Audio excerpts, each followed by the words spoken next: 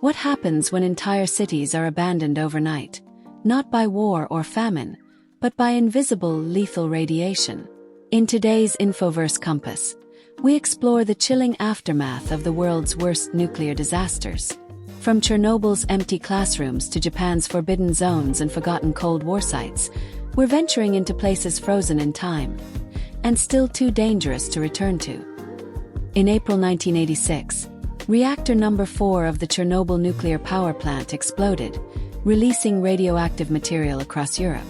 The nearby town of Pripyat, once bustling with life, was evacuated within 36 hours.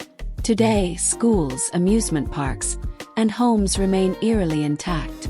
Forests have overtaken streets, and wildlife roams freely in this toxic no-man's land. Chernobyl is the most iconic nuclear ghost zone in history. When a massive tsunami struck Japan in March 2011, it triggered a meltdown at the Fukushima Daiichi nuclear plant. Entire towns like Okuma and Futaba were left contaminated and deserted. Despite cleanup efforts, radiation levels remain high in parts of the exclusion zone. Abandoned homes, overgrown streets, and silent schools tell the story of lives interrupted. This modern catastrophe still casts a long radioactive shadow. Before Chernobyl, there was Chernobyl. In 1957, a disaster at the secretive Mayak nuclear facility released massive radiation across Russia's Ural region. The Soviet Union covered it up for decades. The area, known as the East Ural radioactive trace, remains heavily contaminated. Villages were wiped from maps, and to this day, many locals are unaware they live in a silent fallout zone. The Soviet Union conducted nearly 500 nuclear tests at Semipalatinsk from 1949 to 1989. Entire populations near the site were exposed to high levels of radiation without warning.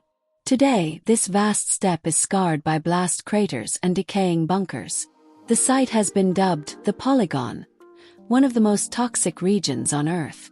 Locals still suffer from high cancer rates and birth defects. Located in Washington state, Hanford produced the plutonium used in the Nagasaki bomb. Today, it houses over 50 million gallons of radioactive waste in aging underground tanks. Though it's not abandoned, large sections are off-limits due to contamination risks. It's the most expensive nuclear cleanup project in U.S. history and still poses a serious environmental threat. Originally built for weapons-grade plutonium production, Sellafield is now one of the most contaminated places in Europe. Leaks, fires, and decades of radioactive waste have turned it into a heavily restricted zone.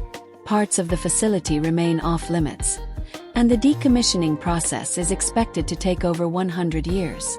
It's a stark reminder of nuclear technology's long-term consequences.